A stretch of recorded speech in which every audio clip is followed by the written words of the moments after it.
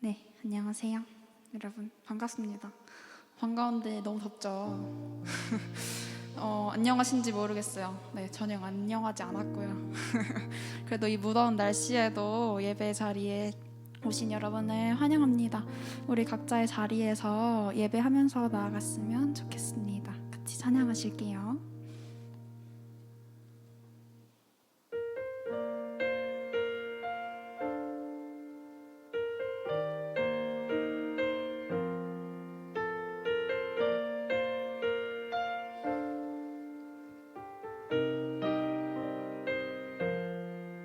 참된 평화의 왕, 참된 사랑의 주, 하나님의 아들 예수,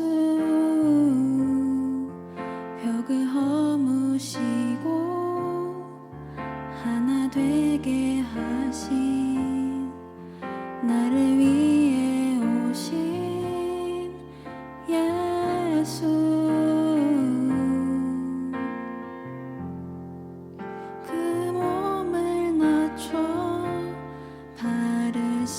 씻기시고 그 몸을 던져 길을 만드시네.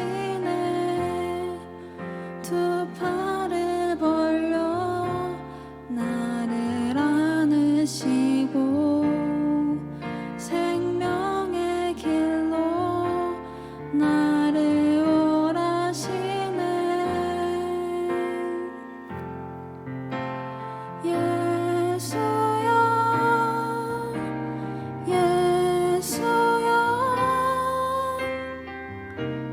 이제 내가 일어나 내 모습 이대로 주께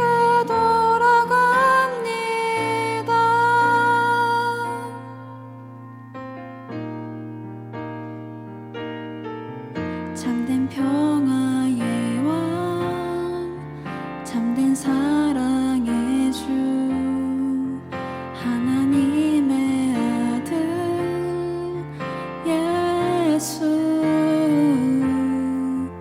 벽을 허무시고 하나 되게 하신, 나를 위해 오신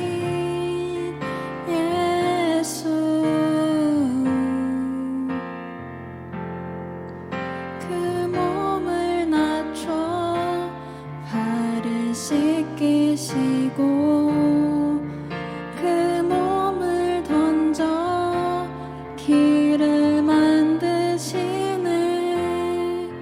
두 팔을 벌려 나를 안으시고 생명의 길로 나를 오라시네.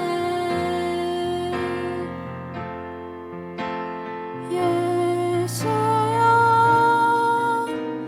예수여, 이제 내가 일어나 내 모습 이대로 주께 돌아갑니다. 다시 한번 찬양하시겠습니다. 예수여, 예수여, 예수여, 예수여, 이제 내가 일어나 내 모습 이대로 주께 나갑니다.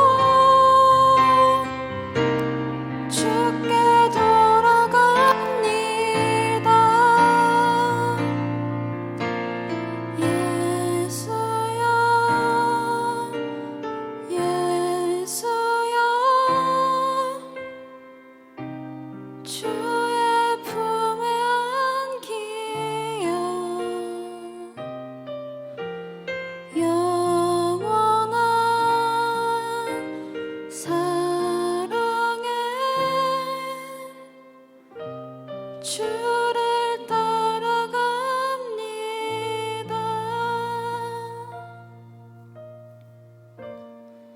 우리 짧게 잔잔하게 기도했으면 좋겠습니다. 이 찬양의 가사가 어떻게 다가오시는지 모르겠는데요. 우리 각자의 마음을 가지고 주님 앞에 잠시 기도로 나아가시면 좋겠습니다.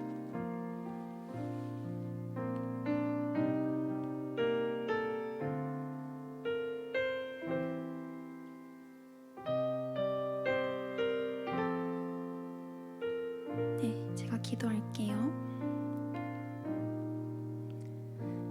하나님, 오늘도 우리를 예배로 불러주셔서 감사합니다. 우리의 힘으로는 당신의 아름다우심과 당신의 선하심을 바라볼 수 없지만 우리 오늘 이 자리에 모인 우리와 함께 해주셔서 우리가 우리의 약함에 지치지 않고 당신을 바라보는 자리가 될 수 있도록 오늘 이 시간 우리와 함께 해주세요. 감사드리며 이제 다 같이 주님이 가르쳐 주신 기도를 드리시겠습니다. 하늘에 계신 우리 아버지, 아버지의 이름을 거룩하게 하시며 아버지의 나라가 오게 하시며 아버지의 뜻이 하늘에서 같이 땅에서도 이루어지게 하소서. 오늘 우리에게 일용할 양식을 주시고 우리가 우리에게 잘못한 사람을 용서하여 준 것 같이 우리 죄를 용서해 주시고 우리를 시험에 빠지지 않게 하시고 악에서 구하소서. 나라와 권능과 영광이 영원히 아버지의 것입니다. 아멘.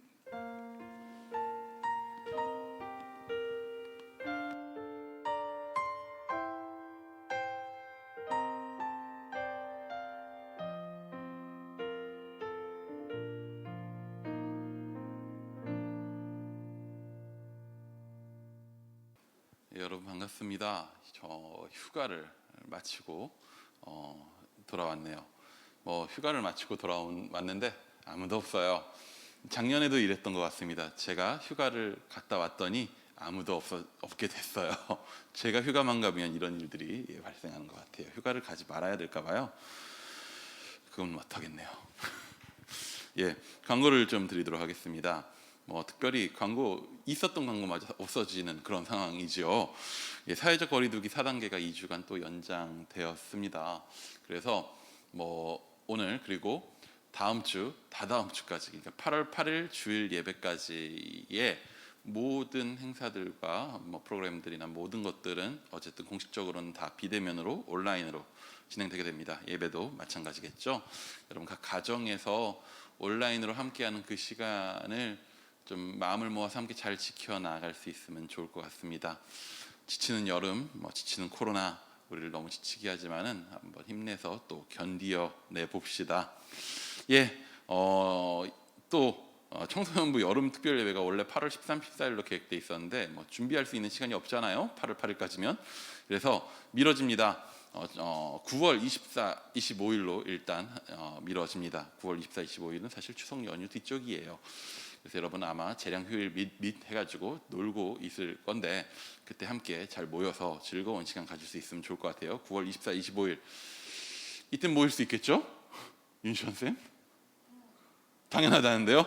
예, 윤시원 쌤을 믿고 준비하도록 하겠습니다. 네, 예, 광고 여기까지입니다. 좀 가디건도 안 걸치고 않았네요. 좀 편하게 온라인 예배라 좀 편하게 복장을 해서 나왔어요. 이게 좀 더 친근감 있잖아요. 우리 좀 말씀을 같이 읽어보도록 할게요. 이사야 46장 1절에서 13절까지의 말씀이에요.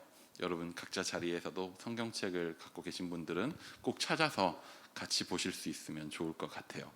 이사야서 46장 1절에서 13절까지의 구절입니다. 제가 여기 혼자 있기 때문에 홀로 읽겠지만 봉독하겠지만 각자의 자리에서 함께 읽어주시면 좋을 것 같습니다. 벨은 엎드러졌고 누보는 구부러졌도다. 그들의 우상들은 짐승과 가축에게 실렸으니 너희가 떠매고 다니던 그것들이 피곤한 짐승의 무거운 짐이 되었도다. 그들은 구부러졌고 그들은 일찍이 엎드러졌으므로 그 짐을 구하여 내지 못하고 자기들도 잡혀갔느니라. 야곱의 집이여 이스라엘 집에 남은 모든 자여 내게 들을지어다. 배에서 태어남으로부터 내게 안겼고 태에서 남으로부터 내게 업힌 너희여, 너희가 노년에 이르기까지 내가 그리하겠고 백발이 되기까지 내가 너희를 품을 것이라. 내가 지었은즉 내가 업을 것이요 내가 품고 구하여 내리라. 너희가 나를 누구에게 비기며 누구와 짝하며 누구와 비교하여 서로 같다 하겠느냐. 사람들이 주머니에서 금을 쏟아내며 은을 저울에 달아 도금장이에게 주고 그것으로 신을 만들게 하고 그것에게 엎드려 경배하며 그것을 들어 어깨에 메어다가 그의 처소에 두면 그것이 서 있고 거기에서 능히 움직이지 못하며 그에게 부르짖어도 능히 응답하지 못하며 고난에서 구하여 내지도 못하느니라. 너희 패역한 자들아 이 일을 기억하고 장부가 되라. 이 일을 마음에 두라. 너희는 옛적 일을 기억하라. 나는 하나님이라 나 외에 다른 이가 없느니라. 나는 하나님이라 나 같은 이가 없느니라. 내가 시초부터 종말을 알리며 아직 이루지 아니한 일을 옛적부터 보이고 이르기를 나의 뜻이 설 것이니 내가 나의 모든 기뻐하는 것을 이루리라 하였노라. 내가 동쪽에서 사나운 날짐승을 부르며 먼 나라에서 나의 뜻을 이룰 사람을 부를 것이라. 내가 말하였은즉 반드시 이룰 것이요 계획하였은즉 반드시 시행하리라. 마음이 완악하여 공의에서 멀리 떠난 너희여 내게 들으라. 내가 나의 공의를 가깝게 할 것인즉 그것이 멀지 아니하나니 나의 구원이 지체하지 아니할 것이라. 내가 나의 영광인 이스라엘을 위하여 구원을 시온에 베풀리라. 아멘. 예, 휴가를 마치고 돌아왔습니다. 마치고 돌아오니 거리두기 4단계가 되어서 휴가 갈 때 4단계가 시작되어서 휴가 때 딱히 할 수 있는 일들이 없진 않았지만 제약이 굉장히 많이 따르더군요. 신나게 막 편하게 놀지는 못해요. 근데 더더욱 더 그랬기 때문에 감사하게도 가족한테 좀 더 함께하고 집중할 시간이 있어서 또한 감사하긴 했습니다. 그 휴가 기간이 저희 좀 그래도 날수가 돼요. 우리가 그 휴가 기간 중에서 거진 열흘 되는데 휴가 기간 중에서 가장 기억에 남고 내가 요건 참 잘했다, 요번 휴가 때 요건 참 잘했구나라고 생각되는 일이 뭐냐면 딸이랑 같이 딱 둘이서만 여행을 떠난 거예요. 5살 된 딸을 저 홀로 데리고 정말 펜션에 갔는데 펜션에 손님이 아무도 없더라고요. 일단 외진 곳이기도 했고 많이 사람들이 찾을 만한 곳은 아니었어요. 심지어 4단계까지 됐으니까 딱 우리 둘만 있는 거기에 이제 펜션 관리하시는 분만 계신 그곳으로 여행을 갔어요. 펜션에 도착하니까 펜션 주인이 제가 딸을 데리고 둘이서 오니까 물어보더라고요. 제가 내리니까 셋이 오셨어요? 아니요, 둘이 왔는데요 라고 대답하니까 뭔가 눈빛이 딱해지고 사연 있는 사람 쳐다보듯이 보더라고. 이게 아이는 당연히 엄마랑 같이 다닌다는 생각을 사람들이 하다 보니까 아이의 엄마가 없으니까 참 다양한 상상을 할 수 있는가 보더라고요. 그냥 아빠가 아이를 데리고 둘이서만 여행 오는 일이 흔한 일은 아닌가 봐요. 그래서 좀 어쩔 수 없는 것 같습니다. 많은 아빠들이요, 이게 왜 그런 딸이랑 둘이 좀 여행 가야지라는 생각을 했냐면 그 TV나 그런 데서 그런 걸 참 많이 봤어요. 아빠랑 친해요, 여러분? 모니터를 보고 있는데 질문을 받아서 당황스럽나요? 아빠랑 친하죠, 윤션 쌤? 되게 친하던데요. 아빠 삥도 뜯겠던데요. 예, 굉장히 친하더라고요. 근데 저도 그랬고 많은 아빠들이 아이들 어린 시절에 특히 일을 하는 아빠들 같은 경우에 아이들이 어린 시절에 아이들과 특별한 관계를 맺을 시간이 없는 상태로 그냥 아이의 어린 시절을 양육을 엄마한테만 맡기고 그냥 관계가 단절된 상태로 지나가는 경우들이 많다고 해요. 그러다 보니 이제 좀 여유가 생겼을 때 아이가 여름만한 나이가 됐을 때 이제 뭔가 대화를 하려고 그러는데 여러분 아빠가 말 걸면 전혀 딴 세상 얘기하잖아요. 교류가 없었거든. 관계가 쌓인 게 없거든. 그러니까 아빠가 소외되는 거야. 자기가 자초한 일이죠, 사실. 그런 것들을 많이 봤어요. 그래서 어린 시절부터 끊이지 않는 관계들을 잘 맺고 가는 것이 굉장히 성장에 있어서 아이한테도 좋고 아빠한테도 좋다라고 하는 이야기들을 많이 들어서 또 한편으로는 그냥 둘이 시간을 보내고 싶기도 했고 그래서 그렇게 둘이 좀 같이 가야 되겠다 생각을 했었는데 애가 좀 나이가 먹으면 가야 되겠다 했는데 5세 되니까 괜찮겠더라고요. 일단 지 혼자 소변을 보고 뒤처리를 할 수 있으니까 큰일은 뒤처리 못하지만 그 정도 되면 좀 할 수 있겠다 싶어서 갔어요. 갔는데 여러분 진짜 너무 정신없더라고요. 그냥 하루 종일 눈을 못 떼. 그냥 아이 엄마와도 우리 아내랑도 해가지고 가족 셋이서도 같이 여행 갔다 왔거든요. 정말 천국이었어요. 비하면 그냥 둘이만 가니까 그냥 도착하자마자 수영장에 있잖아. 물놀이를 해야 되잖아. 짐을 풀고 물놀이를 준비를 해야 되는데 애가 활달하잖아요. 우리 애가 사고를 못 치도록 계속 보면서 그러면서 화는 내지 않고 그러면서 계속 준비를 해요. 그리고 뭐 어쨌든 물놀이를 하면 끝이 아니잖아요. 물놀이하고 돌아와가지고 식일 준비나 그런 것도 다 돼 있는 상태로 해야 되니까 다 세팅하고서 물놀이를 할 때 그냥 즐겁게 나는 수영을 할 수 있느냐, 애가 알아서 노느냐, 아니잖아요. 놀아줘야 돼요. 그 수영장이 2개 있었어요. 아이용 수영장 작은 거 있는데 나는 거기 들어가면 그냥 욕조거든요. 거기서 내가 뭐가 즐겁겠어요. 근데 거기 들어가야 할 수밖에 없어. 깊거든, 큰 데는. 거기서 같이 그 뜨거운 햇살 안에서 열심히 놀아주고, 그리고 끝나고 나오면 어떻습니까? 지가 씻어요? 안 씻어요. 씻겨야 돼요. 씻기고 말리고 정리하고, 씻기고 말려야 되는데 어지러져 있으니까 정리는 해야 되고, 씻고 나면 뭐 해야 되죠? 물놀이 하면 먹어야죠. 배고프잖아요. 그럼 그때부터 이제 바베큐 그릴을 준비하고, 여러분 끝이 없어요. 그러니까 그냥 9시 반, 그래도 감사하게 아이가 피곤한지 일찍 잠들어 주셨어. 9시 반에 아이가 잠드는 순간까지 그냥 온전히 아이한테만 집중했었어요. 그리고 그게 그 다음날 똑같이 반복됩니다.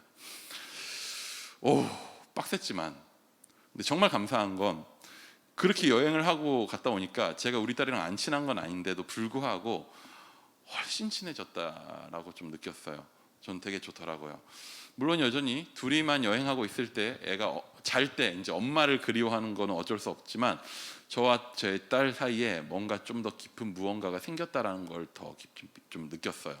앞으로도 기회가 되면 계속 둘이 함께하는 시간을 가지려고 하는데, 휴가 갔다 와서 휴가 갔다 온 얘기하는 거예요. 근데 문득 오늘 본문을 보고 그런 생각이 들었어요. 만약에 우리 딸이 청소년기가 여러분만한 나이가 돼요. 그 나이가 돼서 어린 시절 과거 행복했었던 기억을 이야기하는데, 아빠와 함께 했던 여행을 이야기하면서 그때 그 펜션이 정말 좋았지, 그 수영장이 정말 물이 따뜻하고 좋았지, 그때 먹었던 고기가 정말 한우 툭불이라서 좋았지. 한우 툭불 먹진 않았어요. 예를 들어 그리고 그때 갔었던 관광지에서 찍은 사진이 너무 이쁘게 나와서 너무 행복했었어라고 이야기하고, 그것만 기억하고 생각한다면, 그래서 자신이 경험했던 행복과 만족이 아빠와는 별개로 아빠가 아닌 다른 것들, 전적으로 다른 것들 때문이라고만 말한다면 청소년이 그럴 수 있죠. 근데 저는 약간 속상할 것 같아요. 근데 오늘 본문은 뭔 내용이냐면, 이스라엘이라고 하는 하나님의 백성이 방금 전에 말했었던 그것보다 더, 아빠의 마음을 약간 속상하게 한 것보다 훨씬 더 하나님의 마음을 속상하는 행동들을 해요. 이건 마치 이런 것 같은 거야. 지금 내 눈앞에 나타나서 나의 이제 욕구와 마음을 끄는 사탕을 들고 있는 아저씨 같은 거야. 사탕 줄게. 야, 나한테 아빠라고 불러봐. 사탕 줄게. 나 따라와. 라고 하는 아저씨와 같은 거예요. 거기 따라가려고, 그 사탕이 먹고 싶어서 당장 일단은 괜찮잖아, 사탕만 먹고 그냥 다시 돌아가면 되니까 라는 마음으로 그냥 아빠와 그 이전의 모든 것들을 부인하는 거예요. 이스라엘이 마치 하나님에게 오늘 그렇게 하고 있었다라는 거예요. 오늘 본문은요, 그런 이스라엘 백성을 향한 하나님의 외침을 우리에게 들려주고 있습니다. 우리 1절 본문을 한번 더 같이 읽어보도록 할게요. 1절입니다. 시작.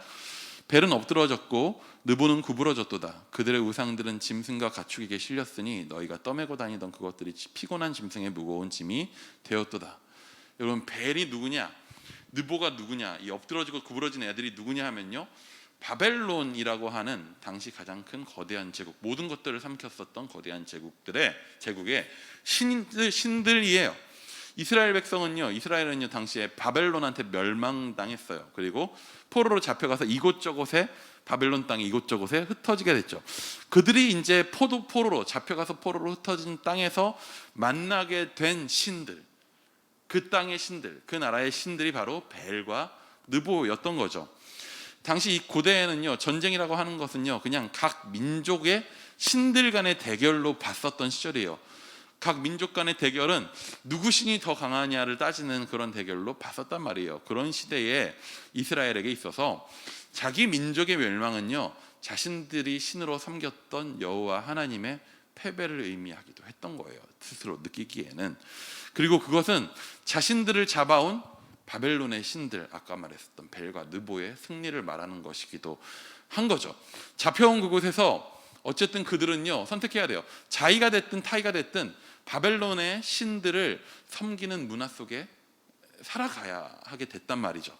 다니엘서 예전에 작년에 이맘때 쭉 봤었는데, 다니엘서에서 다니엘과 그 친구들이 받아들일 수밖에 없었던 바벨론의 문화들을 우리가 좀 기억해 볼 수 있어요. 이름을 바벨론식으로 바꿔야 됐고, 바벨론 우상들에게 바쳐졌었던 제물을 먹어야 됐고, 뭐 우상들에게 절해야 됐고, 뭐 그런 것들 기억하기로, 우리가 알고 있기로 다니엘과 그 친구들은요, 그 안에서 나름대로 선을 긋고 저항하며 하나님 섬기기를 포기하지는 않았어요. 하지만 아마도 뭐 대다수라고 생각합니다. 많은 이스라엘 백성들은요, 잡혀온 그곳에서 바벨론의 신들을 자의적으로 섬기기도 했을 거예요. 멸망당하기 전에, 이스라엘이 멸망당하기도 이미 이전에 이스라엘은요, 충분히 하나님 이외에도 다른 신들을 섞어서 믿는 혼합주의가 유행했어요. 이미 그랬었으니까. 그리고 심지어 우리 민족이 졌잖아요. 여호와 하나님은 어디 갔죠? 라고 하는 그런 분위기 속에서, 새로운 문화 속에서 새로운 신을 섬기고 사는 것이 그 사람들한테 있어서는 적응이었고 생존이었어요. 한마디로 어떻게 보면 그냥 당연하게 받아들여지는 것들이었죠. 그들은요, 벨과 느보의 우상을 섬기는 바벨론 문화에 열심히 적응했어요. 마치 웬 옆집 아저씨가 사탕을 들고 와서 이 아저씨랑 같이 살자 했더니 아이가 쿨하게 자신을 돌봐준 아빠를 버리고, 마치 그 아저씨가 자신의 삶을 이제 책임져 줄 수 있는 유일한 존재인 양 따라가는 것과 마찬가지였던 거죠. 그런 이스라엘을 향해서 하나님이 외칩니다. 뭐 오늘 본문에 나온 말은 아니에요. 근데 요즘 말로 그냥 풀어서 이야기하면 이렇게 생각할 수 있어요. 이렇게 말하는 거예요. 야 바보야, 단순하게 생각해봐. 그 무거운 돌덩어리 우상이 너의 삶을 도와줄 수 있겠냐? 그냥 돌덩어리잖아. 금덩어리잖아. 금덩어리는 우리의 삶을 도와줄 수 있을지 모르겠네요. 근데 직접 움직이지는 않으니까 사줄 사람이 없으면 의미가 없죠. 너무나도 당연한 이야기예요. 돌덩어리가, 나무덩어리가 어떻게 나를 돕습니까? 우상이라고 하는 것은요, 그냥 무거운 짐덩어리예요. 그것을 짊어지고 날르고 댕겨야 되는 나와 나의 짐승을 고달프게 할 뿐이라고 이야기해요. 이스라엘 향한 하나님의 외침이 너무나도 단순하고 당연한 거라서 우리는 그냥 쉽게 그렇게 생각할 수 있어요. 고대 사람들이니까, 지금으로부터 거진 2500년 전의 사람들이니까, 무식하니까 그 돌덩어리가 움직일 수 있나 보다 생각한 사람들인가 보다 라고 생각하고, 그런 사람들한테 하나님이 그냥 외치는 말이다 라고 생각하기 쉬워요. 근데 이러한 무지한 자들을 향한 외침은요, 사실 우리가 이사야서 왜 보고 있겠어요? 지금 우리에게도 똑같이 그 외침이 향해 있어요. 우상이 뭡니까? 우상이 뭐예요? 우상이 뭐죠? 미안해요, 옆에 있어서 사회적 거리를 굉장히 떨어뜨려 두고 있습니다. 우상이 뭐예요? 뭐요? 아이돌. 여러분, 아이돌. 여러분이 그렇게 좋아하는 아이돌. 씨, 큰일 났네. 예, 존 칼빈이라고 하는 종교개혁자는요, 이런 얘기를 했어요. 사람의 마음은 우상의 공장이다. 사람의 마음이라는 거는 끊임없이 우상을 만들어 낼 수밖에 없다.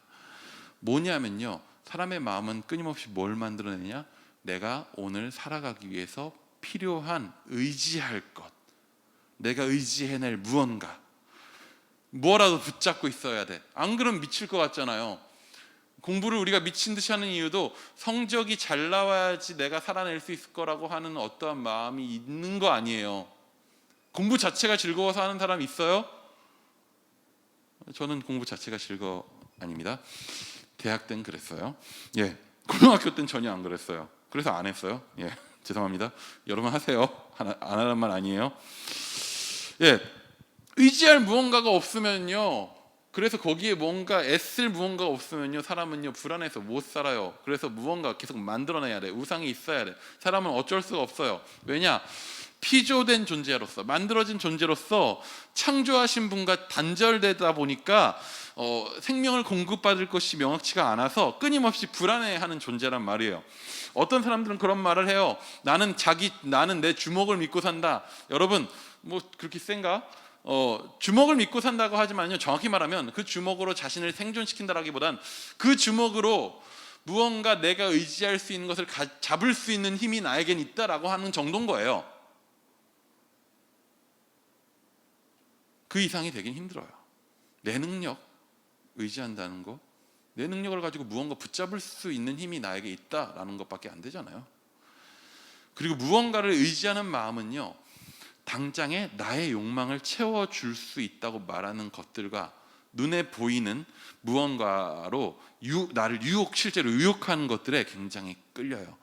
당장에 눈에 보이지 않는 이스라엘의 하나님은 어떻게 보면 눈에 보이는 형상을 가진 바벨론의 신에 비하면, 바벨론의 우상들에 비하면 정말 매력적이지 않은 거예요. 뭔가 없잖아. 눈에 보이는 게 없잖아. 화려한 게 없잖아. 대신 벨과 느보는 어떻습니까? 벨과 느보라는 우상들은요, 당시 세계 최강의 나라였던 바벨론이 섬기는 신이었어요. 그 거대한 제국이요, 신이 있으면 보통 뭐가 있어요? 종교가 있으면 뭐가 있죠? 종교 의식들이 있단 말이에요. 우리도 예배라는 게 있잖아요. 어떠한 행사를 하고 어떠한 축제를 벌리고 종교적 예식들을 할 때요, 그게 얼마나 대단했을까요? 그 거대한 제국에서 그 화려한 종교적 예식과 축제들 속에서 그 우상은 어디 있냐? 그 가운데 있어요. 가운데 앉혀 있는 거야. 얼마나 대단해 보여요. 그렇게 뭔가 예식을 하고 뭔가 분위기를 만들어 가지고 그 존재를 가운데 두잖아요. 그 존재가 대단한 존재가 돼요. 별거 아닌 존재임에도 불구하고. 생각해봐요. 내가 아이유 콘서트를 가가지고 아이유 콘서트 무대에 내가 올라갔어. 무대에 대화라도 몇 마디 하고 내려왔어. 아마 여러분 나를 대하는 태도가 달라질걸? 저번에 그랬다니까. 내가 18살이 아니라 아이유가 18살 때 내가 첫 번째 목회했던 곳에서 아이유를 만났단 말이에요. 우리 애 친구였어. 교회 왔어요. 만났어. 그것만으로 몇몇 아이들이 나를 놀랍게 바라보더라고요. 아니, 만날 수도 있지. 그때 친해지지 못했어요. 안타깝게도. 예. 뭔가 화려한 그 의식 속에서 가운데 있는 그 존재는요, 아무 가치, 본인으로서는 아무 가치 없을지라도 가치 있는 존재처럼 가치가 부여돼요. 많은 사람들이 그것을 따르고 그것에 대한 수많은 문화들이 따라오고 다양한 가치들이 만들어지면 무의미한 우상이, 돌덩어리가, 나무 조각이 신이 돼요. 아무것도 아닌 나무 조각, 돌 조각, 금속 조각에 사람들을 구원할 존재로 그런 것들을 이제 여기게 돼요. 오늘 우리의 삶을 책임질 존재로 받아들이게 된다는 거예요. 되게 그냥 허상이죠.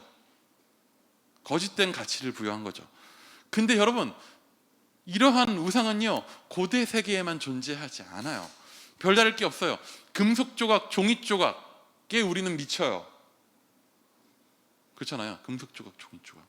우리 아이는 그런 걸 몰라서 10,000원짜리를 찢어버리더라고요. 종이에 적힌 숫자와 데이터로 존재하는 숫자가 우리 세계의 가장 큰 힘이라고 이야기해요. 가장 큰 힘을 가진 신이 됐어요. 돈이라고 하는 것이요, 애초에 어떻게 생겨났어요? 과도한 가치를 저장해두기 위한 수단이 아니에요. 물물교환이라고 하는 불편을 해소하기 위한, 가치 교환을 위한 도구로서 만들어졌단 말이에요. 그리고 그 도구에 대해서 이제 좀 더 사회가 발전하면서 사회적으로 이 정도의 가치를 여기에 부여하자라고 합의했죠. 심지어 우리는 그 존재로서는 가치가 없는 종이 돈을 쓴단 말이에요. 주화는 자원이니까 그것만으로도 가치가 있기라도 하지. 그런데 놀랍게도 그냥 그 합의 앞에 사람들이 목숨을 걸기 시작해요. 애들이 말해요. 10억이 생기면 5년 정도는 감옥에 있어도 된대요. 10억 생기면 5년 정도 감옥에 있을 거예요. 감옥 겁나 끄덕이 없어. 감옥 겁나 빡세요. 여러분의 인생 5년? 그 사이에 죽으면 어쩔 건데? 여러분의 5년? 10억으로 못 사는데 그거? 근데 너무나도 쉽게 10억이 생기면 5년 정도 감옥에 가져도 괜찮대요. 돈 때문에 자살해요. 돈 때문에 헤어져요. 돈 때문에 사람을 죽여요. 근래에 여러분 비트코인이라는 게 유행하지 않았습니까? 예, 농담처럼 제가 계속 이야기하죠. 10년 전쯤에 비트코인이라는 것을 처음 내가 알았을 때, 사이버 머니 취급받고 있을 때, 그때 사놨어야 되는데. 농담이에요. 저는 여전히 별로 갖고 싶은 마음이 없고, 저는 여전히 이거는 좀 논란이 될 수 있을까요? 비트코인은 없어져야 되는 것 중에 하나라고 생각해요. 뭐 아닌 생각 가지신 분들은 아닐 수도 있고요. 비트코인의 기반이 되는 블록체인 기술은요, 분명히 좋은 기술인 듯해요. 근데 사람들이 그것을 가지고 가상의 화폐를 만들었어요. 가치 없는 것에 가치를 부여합니다. 그리고 그 가치에 목숨을 걸기 시작해요. 아무것도 아닌 것이 희소성을 가지고 어떠한 제재도 없이 흘러가다 보니까 어느 순간에 그런 얘기를 해요. 청년들의 희망이래요. 사다리래요. 비트코인에 대해서 제재를 가하려 하자 청년들의 사다리를 차버린다고 비난해요. 주식은요, 여러분, 너무 어른 얘기하나? 주식은 주식장이라는 게 있어서 사고 파는 거에 시간이 정해져 있어요. 몇 시 이후엔 거래를 못해. 그 시간만 보는 거야. 비트코인은 그것도 없잖아. 사람들이 하루 종일 폰만 보고 있어. 오르나 내리나, 오르나 내리나. 오르면 좋아하고 내리면 미친 듯이 슬퍼해요. 근데 계속 내렸잖아요. 발표는 안 됐지만 자살한 사람 꽤 많지 않을까? 그냥 숫자잖아. 근데 목숨을 버린 사람들이 있잖아. 이게 뭐죠?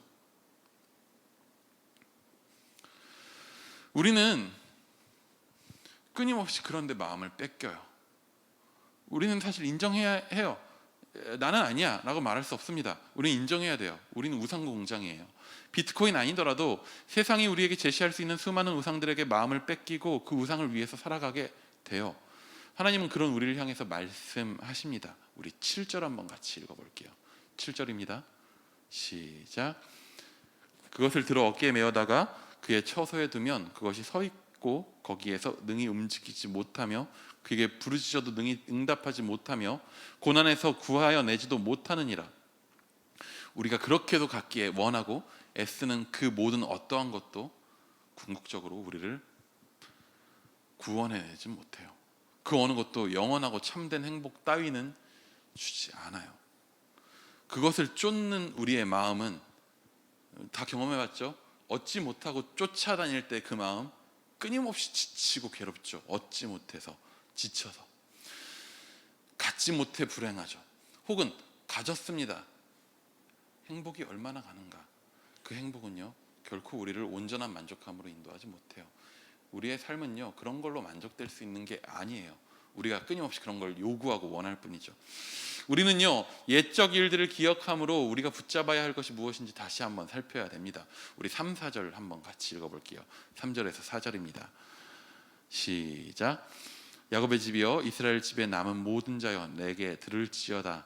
배에서 태어남으로부터 내게 안겼고 태에서 남으로부터 내게 업힌 너희여 너희가 노년에 이르기까지 내가 그리하겠고 백발이 되기까지 내가 너희를 품을 것이라.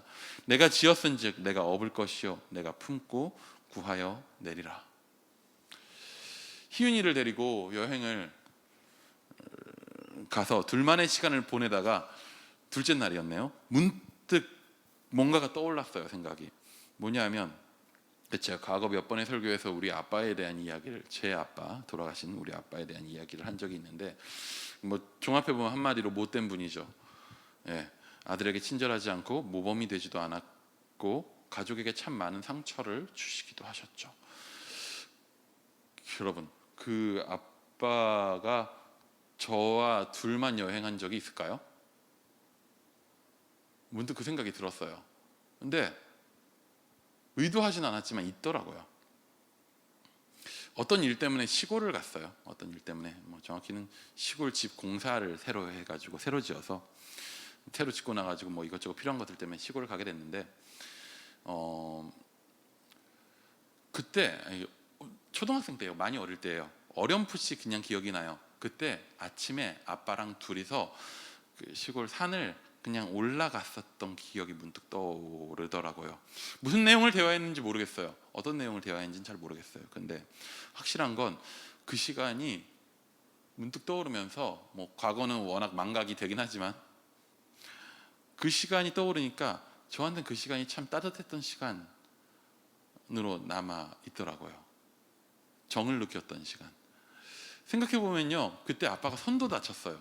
그 전날 그 시골에 이제 나르다가 그 유리에 푹 찔리셨어요. 그래가지고 꼬맸지. 밤에 응급실 가가지고 꼬매고 오고 붕대를 갖고 있는 상황이었거든요. 근데 그 다음날 아침에 시골집이 새로 지은 집이다 보니까 자고 일어났는데 새집 그런 냄새 때문에 머리가 내가 아팠던 거예요. 그러니까 다친 손을, 붕대 감은 손을 잡고 같이 나가자고, 산책하자고, 그래서 나갔던 거예요. 둘이 거닐면서 얘기한 게 그 기억밖에 없는 게 참 안타깝기도 하지만 있었더라고요. 꼬매고 붕대 감고 있는 그 팔 들고 같이 걸었던 그 순간이요, 저한테 있어서는 굉장히 기억에 남아 있었더라고요. 우리 아빠가 친절한 사람도 아니고 그냥 누군가 보기에 좋은 아빠의 모범은 아닐지도 모르지만 확실한 건 그가 나를 사랑했고 어린 시절 그와의 즐거운 기억이 나에게는 좀 없을지 모르지만 그럼에도 불구하고 내가 성장했었던 그 모든 순간들이 그의 애씀과 수고 안에서 이루어졌다는 거예요. 날 버린 적은 없잖아. 그분이 우리 가정을 버린 적은 없거든요. 애쓰고 수고한 그 품 안에서 자라난 거예요. 근데 확실한 게 있습니다, 여러분. 우리에게는요 훨씬 더 친절하고 사랑 많은 아버지가 있다고 하는 거예요. 우리가 하나님 아버지라고 부르는 우리의 하늘 아버지는요, 우리의 모든 시작, 태어남, 아니 그 이전부터, 그 시작에서부터 우리의 마지막 노년에 이르기까지 우리를 품고 구하여 내실 수 있는 분이라고 성경은 이야기합니다. 이스라엘 민족에 대해서 이스라엘 민족의 시작부터 끝까지도 책임지시는 분이라고, 여전히 그들과 함께하는 분이라고 이야기해요. 우리는 하나님을 너무나도 간단하게 생각할 때가 많아요. 그냥 우리의 죽음 이후만 책임지시는 분, 천국 가는 티켓, 예수 믿고 천국 백성 됐으니 일단 그건 됐고 오늘 우리의 삶을 책임질 것은 딴 것들, 내가 원하는 것들이라고 믿고 살아갈 때가 많아요. 그리고선 지치고 힘들죠. 우리 인생의 시작에서부터 우리의 삶과 죽음의 모든 순간을 사랑으로 돌보시고 책임지시는 분이 있습니다. 우리가 그분을 바라볼 수 있기 원합니다. 그분을 경험하고 살아왔었던 수많은 사람들이 있고 그 사랑 때문에 오늘을 살아내는 수많은 사람들이 있습니다. 여러분, 그분이 어떤 분이신지 바라볼 수 있기 원합니다. 그때에 우리는요, 우리의 삶을 갉아먹는 세상의 우상들, 너 이거 있어야지 행복해? 라고 말하는 그 우리를 결국에 괴롭게 하고 고통스럽게 할 그 병균으로부터 백신을 맞는 것과 같은 효과를 경험하게 될 거예요. 그것을 거절하고 거부하고 이겨내고 오늘 사랑 안에서 좀 더 자유롭게 행복할 수 있는 삶을 선택할 수 있는 힘을 갖게 할 거예요. 우리의 참 아버지신 하나님을 통해서 참된 기쁨을, 구원을, 행복을 오늘 누리는 이다여 청소년부 될 수 있기를 축복합니다. 우리 지금 이 시간 함께 찬양 한 가지만 같이 찬양하고 같이 좀 기도하고 예배를 마치기 원합니다.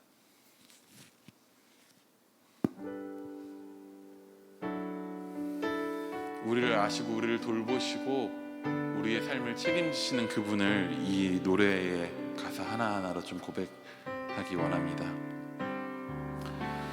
온 땅에 주인 되신 주님이 내 이름 아시며 상한 맘 돌보네. 어둠을 밝히시는 새벽별 방황하는 내 맘 주의 길 비추시네.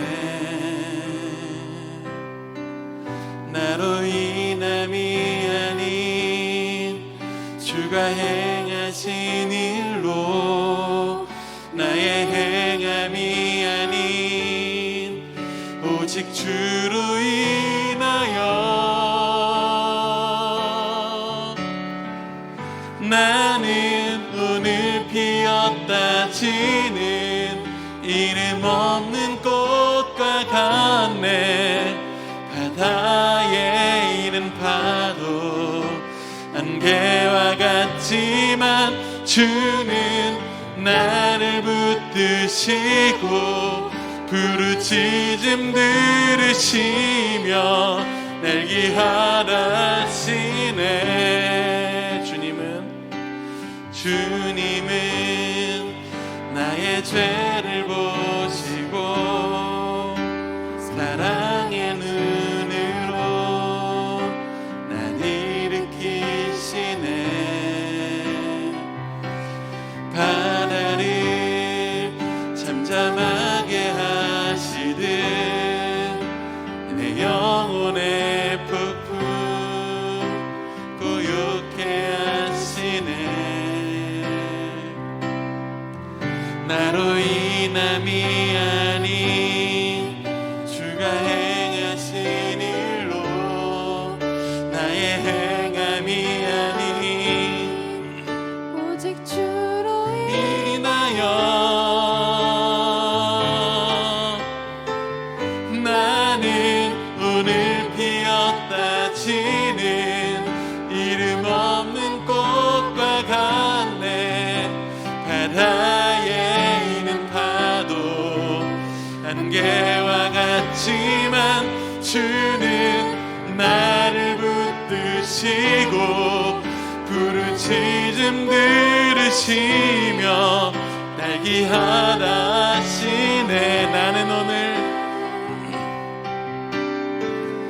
나는 오늘 피었다 지는 이름 없는 꽃과 같네. 바다에 있는 파도 안개와 같지만 주는 나를 붙드시고 부르짖음 들으시며 하나시네.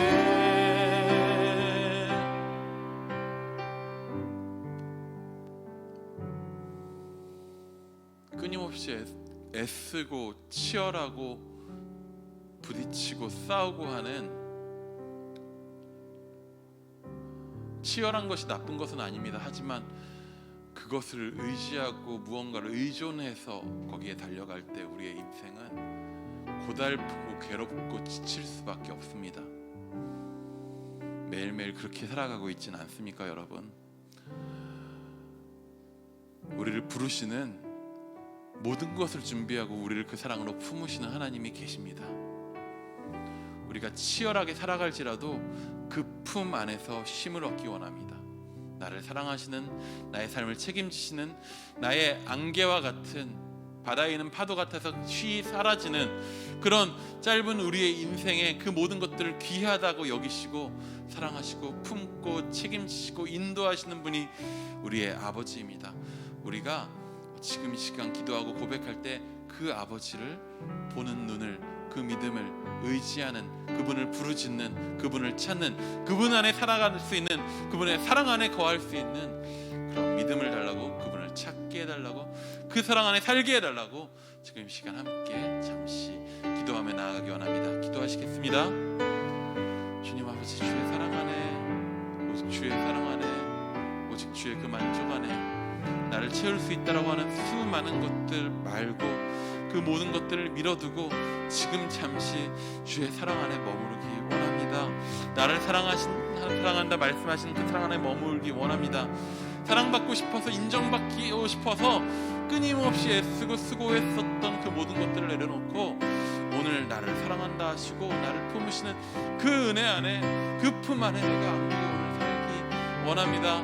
우리의 인생이, 우리의 삶이 치열합니다. 행복과 기쁨을 위해서 기쁨 가운데 치열한 것이 아니라 우상을 쫓느라 무언가를 붙드느라 그 가운데서 지치고 넘어집니다. 주여, 그것들 가운데서 지혜로이 주의 사랑 안에서 그 모든 치열함을 이겨낼 수 있는 지혜를, 능력을, 그 사랑 안에 거하는 능력을, 그 사랑 안에 거할 수 있는 은혜를 우리 가운데 허락하여 주시옵소서. 그 사랑 가운데 온전히 우리가 머무르기 원합니다. 우리가 기도하게 하시고 부르짖게 하시고 찾게 하여 주옵소서. 들으시는 주님, 귀하다 하시는 주님, 그 사랑 안에서 우리의 말을 들으시고 아버지 그 사랑 가운데 품으시는 그 주님 안에서 우리가 온전히 평안을 누리며 오늘 살아가기 원합니다.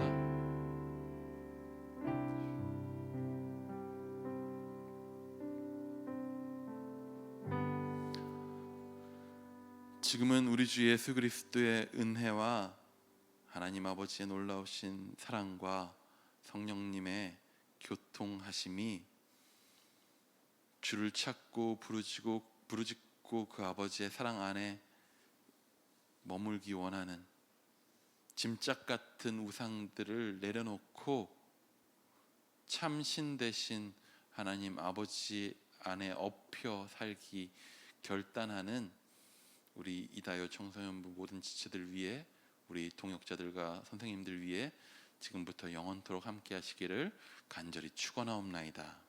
아멘.